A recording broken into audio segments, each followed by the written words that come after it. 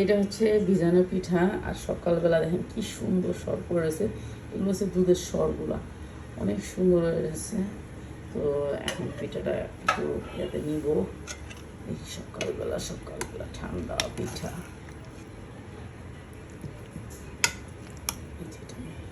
একবার জালি জালি পিঠা সেরকম হয়েছে। হানকির ভিতরে নিব, হানকি গ্রামে আছে না, সকালবেলা ভিজানো পিঠা সেই স্বাদ।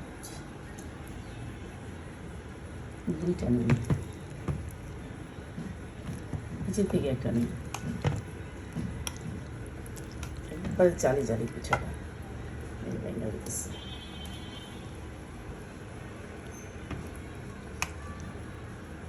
এই যে এখন এটারে একটু হালকা মিষ্টি দিচ্ছি। এটা নাকি সেই স্বাদ হয়েছে, খাই দেখি একটু। একবার নরম, এই যে জালি জালি সেই রকম।